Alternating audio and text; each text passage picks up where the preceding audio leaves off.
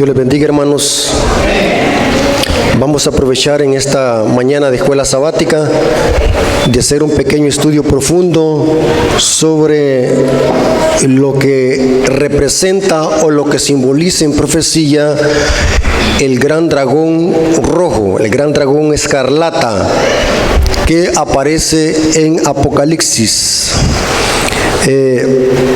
Hermanos, es interesante ver, hermanos, que cuando hablamos de profecía apocalíptica, estamos tratando con la mayor parte de símbolos. Y los símbolos pueden ser líquidos. ¿Qué significa eso? Que el símbolo puede representar o significar diferente cosa dependiendo del contexto en que se habla. ¿Me doy a explicar? O sea, el símbolo es líquido porque puede significar diferentes cosas. En este caso, hermanos, el dragón. Como todos saben, hermanos, en la vida real no existen los dragones. El dragón solamente es un mito, mayormente en las culturas antiguas, especialmente en los chinos, que dibujan dragones con alas que escupen fuego. En realidad, hermanos, no existe en la vida real dragones, solamente es mitología. Pero lo interesante es que la Biblia habla de dragón, un dragón rojo. Es interesante, hermanos, que el apóstol Juan estaba familiarizado con esta cultura antigua de representar a Satanás con dragón o con los dragones. Y saben, hermanos, lo interesante es que se cree de que esta mitología surgió de la creencia de que la serpiente al principio tenía alas. Y eso lo corrobora el Espíritu de Profecía, que antes la serpiente no se arrastraba, sino que volaba, y su piel le brillaba como diamante.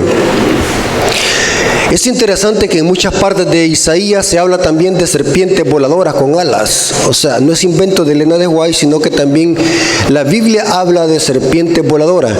Y lo interesante es de que se han encontrado jeroglíficos muy antiguos que contienen serpientes con alas. O sea, para el apóstol Juan era muy conocido y estaba familiarizado con estos términos, dragones con alas. Ahora, lo interesante es, hermanos,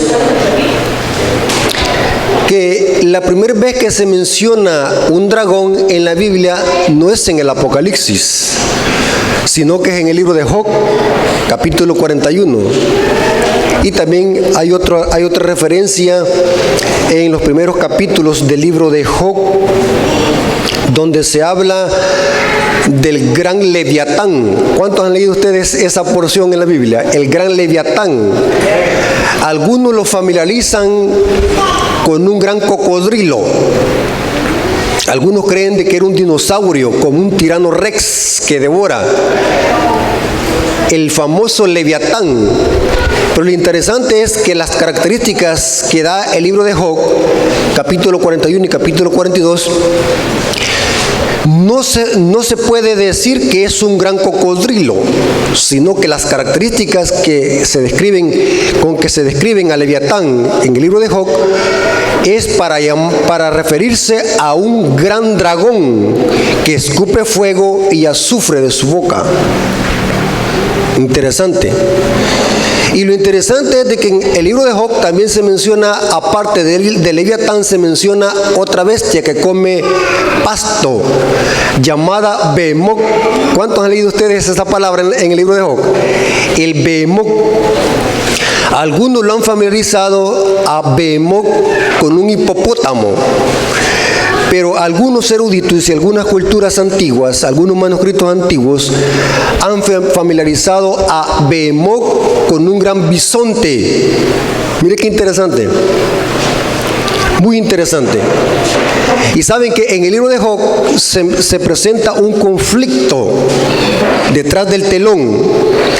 Y se llega a la conclusión, quien estaba haciéndole daño a Job no era Dios, sino que era el gran Leviatán que estaba haciéndole daño a Job. Es interesante, hermanos, saber de que el Leviatán es un dragón. Lo interesante es de que Juan estaba familiarizado con esta cultura de simbolizar a Leviatán con Satanás, porque las culturas antiguas creían de que Leviatán era el enemigo acérrimo de los dioses. ¿Se dan cuenta, hermanos, de dónde Hollywood ha sacado sus películas? O sea, saben de Biblia, porque las culturas antiguas se creía de que los dioses tenían un enemigo llamado el Leviatán, un gran dragón que escupía fuego y alumbre y azufre, dice el libro de Job. Ahora, pero lo interesante es de que el libro de Apocalipsis habla de dragón, de un dragón. Y quiero decirles, hermanos, que el enemigo de los dioses, mire qué interesante, hermano. Saben ustedes que en el idioma hebreo la palabra dioses es Elohim. Es la misma palabra que se usa en Génesis 1:1. Elohim es el plural de Dios, como decir dioses. Mire qué interesante. El apóstol Juan presenta a Satanás como el gran dragón, el enemigo de los dioses. ¿Cuáles dioses? La deidad está compuesta de ¿cuántas personas? De tres: el Padre, el Hijo y el Espíritu Santo. Mire qué interesante. Inclusive Satanás falsifica la deidad de Dios en Apocalipsis 16:13. El gran dragón se simboliza en la Biblia como a Satanás. Dice Apocalipsis 12:7 que hubo una gran batalla en el cielo. Miguel y sus ángeles luchaban ¿contra quién? Contra el dragón. Miguel es el nombre de guerra y de batalla de nuestro Señor Jesucristo. En el hebreo es una palabra desafiante que significa ¿quién es igual como Dios? Y todos sabemos de que el único que es igual a Dios y que es de la misma sustancia que Dios, ¿quién es? Jesucristo. Lo interesante es de que Apocalipsis dice que hay un gran dragón que lucha contra Miguel. Eso significa que en Apocalipsis el dragón es un símbolo y representa ¿a quién? A Satanás, el enemigo de los dioses. ¿Notaron, hermano?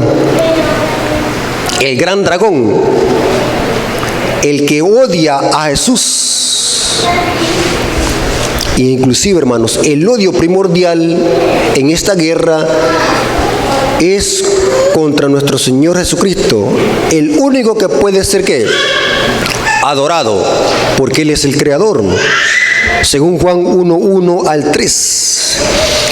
Ahora, pero lo interesante es de que el símbolo de dragón puede representar otra cosa en Apocalipsis, aparte de Satanás. Porque se acuerdan que les dije que los símbolos son, como dije, líquidos, pueden significar diferente cosa. ¿Qué representa el dragón en profecía, aparte de Satanás? Apocalipsis 12:1-3 dice que el dragón se paró frente a la mujer para devorar ¿qué? Al hijo varón en cuanto naciese. Pregunto, hermanos, ¿Satanás se paró personalmente enfrente de una mujer para esperar que un niño naciese? ¿A quién usó Satanás? Usó al emperador romano llamado ¿qué? Herodes, para matar a Jesús tan pronto cuanto naciese. Eso lo dice Mateo 2:3, donde Herodes hizo una gran masacre solamente ¿de qué? De niños. Porque la profecía decía que el que iba a pisar la cabeza de la serpiente iba a ser ¿qué? Él, un hijo varón. O sea, Satanás usando a Herodes para tratar de matar a Jesús a tan pronto cuando naciese. Ahora, eso significa, hermanos, que el símbolo de dragón, aparte de Satanás, ¿qué representa? Representa a los poderes políticos usados por Satanás para cumplir sus propósitos. ¿Me entendieron, hermanos? Levante la mano, ¿quién entendió? Satanás, el dragón en la Biblia, aparte de Satanás, representa a los poderes políticos usados por Satanás para cumplir sus propósitos. Muy interesante. Ahora, yo le voy a hacer una pregunta, hermanos. Piensen antes de responder. ¿Los poderes políticos son malos? Depende. Pregunto, hermanos. El poder civil, ¿quién lo ha puesto a gobernar en esta tierra según Romanos 13, 1 al 6? Dios, a través del pueblo. Dios elige a los gobernantes a través del pueblo. Dios elige a los poderes civiles y políticos a través del pueblo. Dios los pone, Dios quita reyes y pone reyes. Inclusive dice Pablo en Romanos 13 que los poderes civiles o los magistrados son servidores de Dios. Esta palabra servidores es diácono. Son servidores de Dios. Pero cuando un poder civil rompe su esfera en la que Dios ha puesto para que gobierne y se transforma en un ente perseguidor del pueblo, allí ya no es servidor de Dios, sino que está tomando la función de ¿qué? De un dragón. Pregunto, ¿quién puso a Herodes a gobernar en Roma? Fue Dios, pero Dios lo puso a gobernar en su esfera. Inclusive Jesús dijo, cuando le dijeron que si era correcto dar el tributo o pagar el impuesto a César, ¿qué es lo que dijo Jesús? Que hay que dar al César lo que es del César y a Dios lo que es de Dios. Pregunto, hermanos, ¿qué es lo que le debemos a César o al poder civil? ¿O qué es lo que le pagamos a César? Los impuestos. Y a Dios, ¿qué es lo que le devolvemos? No le pagamos ni le damos, no, que le devolvemos. ¿Qué es? El diezmo. Tanto la iglesia ha sido puesta por Dios y también como el poder civil. Pero cuando el poder civil se transforma en un ente perseguidor, está tomando la función del dragón. En la Biblia, el dragón también representa a los poderes políticos en su fase perseguidora. Pregunto, ¿quién tenía preso a Israel en Egipto? Faraón, ¿sí? Faraón. Pregunto, ¿Faraón era cristiano o era ateo? Era ateo. Inclusive el ateísmo viene de Egipto. Muy interesante eso. Pero ¿saben, hermanos, cómo la Biblia le llama a Faraón en la Biblia? Noten lo que dice Ezequiel 29:3. Ezequiel 29:3. ¿Lo tienen conmigo, hermanos? ¿Vamos bien hasta aquí? Ezequiel 29:3. Noten cómo se dirige Dios a Faraón, el rey de Egipto. Y miren la presunción que dice Faraón. 29:3. Habla y di, así ha dicho Jehová el Señor. He aquí yo estoy contra ti, Faraón, rey de Egipto, el gran ¿qué? ¿Cómo se dirige Dios a Faraón? Pero Faraón era una persona, no era ningún dragón. Pero ¿quién lo estaba usando? Satanás. ¿Y Faraón qué cargo tenía? Un poder religioso, era un poder civil político, inclusive era pagano. En las profecías de Daniel, Apocalipsis, el dragón representa a los poderes políticos siendo usados por Satanás en su esfera perseguidora. En otras palabras, ¿saben quién es el dragón? Representa a los mundanos que no profesan ninguna religión, como Faraón. Hay gente que dice, yo no pertenezco a ninguna iglesia, ese es un dragón. Tremendo, hermanos, en símbolo. Ahora, aquí vemos algo muy interesante, hermanos. En Apocalipsis capítulo 13, versículo 11, vemos una bestia híbrida. Dice que es una bestia que sube de la tierra con cuernos semejantes a los de un cordero, pero habla como dragón. O sea, es una bestia que tiene características cristianas como de cordero, porque el cordero es un símbolo de Jesús. Pero que esta bestia va en contra de su profesión, porque habla como dragón y se le ve la boca como dragón, la lengua como dragón. Pregunto, hermanos, en profecía, ¿qué representa una bestia? Representa un poder político o una nación. O sea, esta bestia de Apocalipsis 13:11 es una nación compuesta por dos reinos, porque es semejante a cuernos como de cordero. ¿Cuáles son los dos reinos que enseñó Jesús? El poder político y el poder religioso, pero deben de estar ¿cómo? Separados. Sí, divorciados, no tienen que unirse, porque ambos son buenos en su esfera legítima. Cuando el poder político se salta a la esfera que no le corresponde, está hablando como esa nación o ese poder a través de sus leyes, porque las naciones hablan a través de ¿qué? De sus leyes y sus decretos legislativos. ¿Me doy a explicar? O sea, este poder o esta nación va a llegar un tiempo donde va a olvidar sus principios, que es una separación de iglesia y Estado, pero va a hablar como dragón. ¿Qué significa eso? Se va a tornar en ente ¿qué? Perseguidora, usando a los poderes políticos, que en la profecía se le llama el dragón. Les voy a leer, hermanos, una cita poderosa de Elena de White, que está en Testimonios para los Ministros, página 39, párrafo 1. Noten cómo dice: ¿quién es el dragón? Reyes y príncipes y gobernantes han colocado sobre sí mismo el rótulo del anticristo y son representados por el dragón, que va a hacer guerra contra los santos, los que guardan los mandamientos de Dios y tienen la fe de Jesús.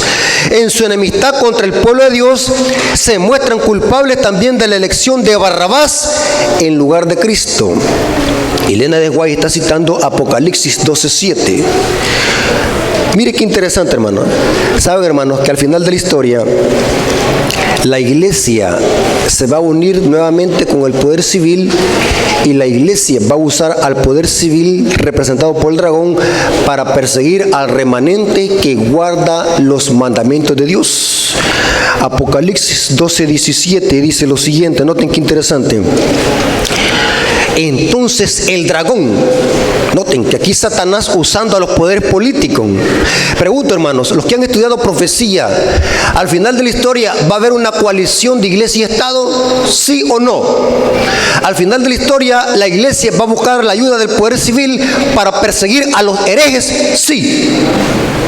Noten cómo dice: entonces el dragón se llenó de ira contra la mujer, aquí en la iglesia, y se fue a hacer guerra contra el resto. Esa palabra resto es loipos, o sea, el remanente, lo que queda, contra el resto de la ascendencia de ella. ¿Quiénes son estos? Los que guardan los mandamientos de Dios y tienen la fe de Jesús. ¿Quién es este resto al que Satanás le va a hacer guerra a través de los poderes políticos? ¿Quién es este remanente que el diablo le va a hacer guerra al final de la historia? ¿Saben cómo se le llama en la Biblia? Los 144,000. Mire qué interesante, hermano. El dragón. El dragón. Ahora, para terminar, en Apocalipsis 16:13 vemos una trinidad satánica. Apocalipsis 16:13. Esta coalición o esta trinidad satánica va a estar compuesta por tres integrantes que se van a unir con el único propósito de hacerle guerra al remanente, al Elías del tiempo del fin, que representa al remanente que exalta la ley de Dios y tiene el testimonio de Jesús. Noten lo que dice Apocalipsis 16:13. Noten, aquí hay una coalición, hermanos. Y mire quién es el primero de esta coalición que se menciona.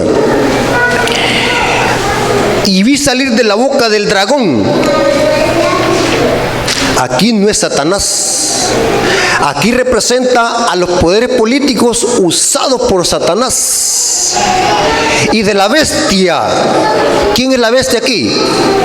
Representa la última fase perseguidora de qué poder? Del papado. Mire qué interesante. Y del falso profeta. ¿Quién es el falso profeta? La última fase de qué poder? Del protestantismo apóstata. Mire qué interesante, hermano. Los poderes políticos que han sido puestos por Dios para gobernar en su esfera legítima, al final de la historia van a ser usados por Satanás para perseguir al pueblo de Dios.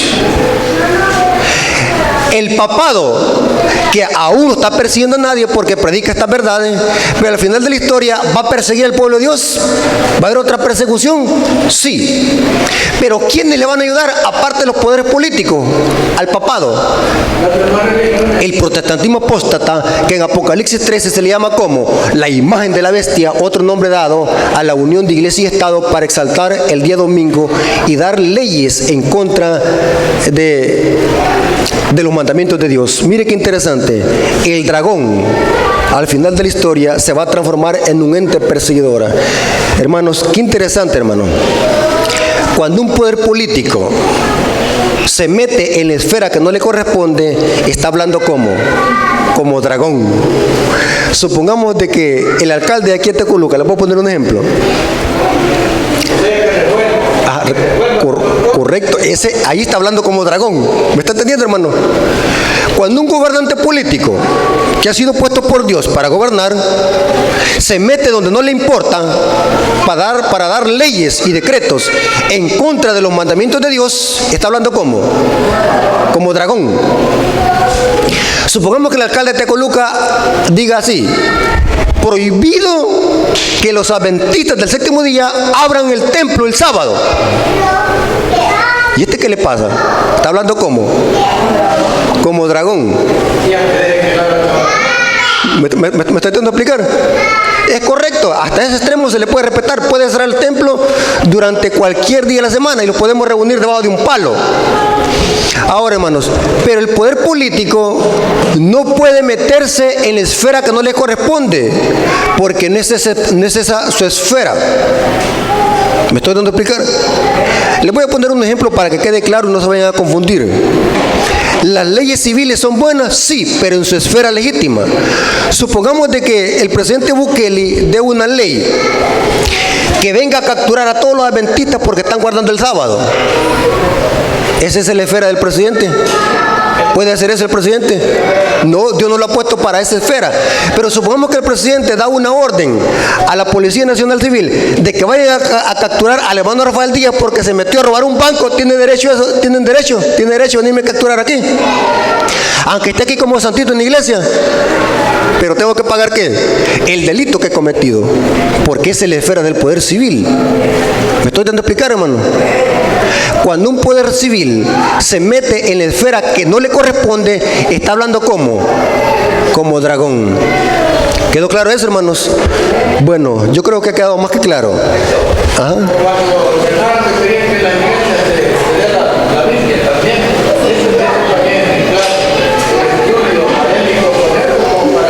Muy bueno, gracias por el ejemplo. Mire, el ejemplo que ha dado el hermano Leonidas es verdad. El dragón no puede meterse donde no le corresponde. El poder civil no puede meterse donde no le corresponde. Supongamos, piense bien antes de responder. Supongamos de que un presidente de la República diga así: necesito que las Biblias se lean en las escuelas y haya una clase de Biblia. ¿Puede hacer eso un presidente? ¿Puede dar esa ley? Pero alguien que no conozca de Biblia puede decir: si eso es bonito, porque van a haber menos delincuentes, van a estudiar la Biblia. Pero un presidente no puede decir esa ley, no la puede decretar, porque esa no es su esfera. Pero supongamos de que un sacerdote católico, un ejemplo, estoy poniendo ejemplo, supongamos que un sacerdote católico proponga que en las escuelas se lea la Biblia, es correcto porque es una esfera religiosa.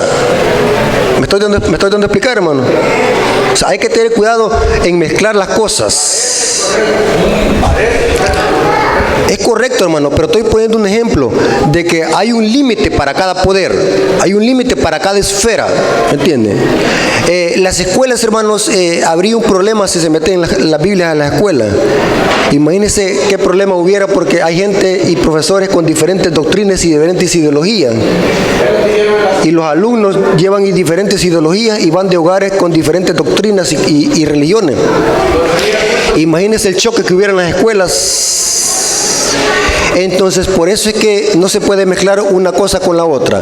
Da al César lo que es del César y a Dios lo que es de Dios. Si quieren que se estudie la Biblia, manden a sus hijos a la iglesia. Ahí se debe estudiar la Biblia y se debe de estudiar. Pero no en las escuelas, a menos que sean escuelas ¿qué? Adventistas o religiosas. ¿Me estoy dando a explicar, hermano? Bueno, hermanos, hasta que llegamos con el estudio, y la honra y la gloria sea para nuestro Dios. Vamos a orar, cerremos los ojos. Señor que estás en el cielo, santificado sea tu nombre. Gracias, Señor, porque a la luz de la profecía nos hemos dado cuenta quién es el dragón y qué representa. Y en esta hora que vamos a repasar la lección en clases, bendice a los maestros y a cada miembro que integra cada clase, para que podamos aprender todos unánimes para la honra y gloria de su nombre. Bendícelo, Señor, y quédate con nosotros el resto del programa. Te lo suplicamos en el nombre de Jesús. Amén.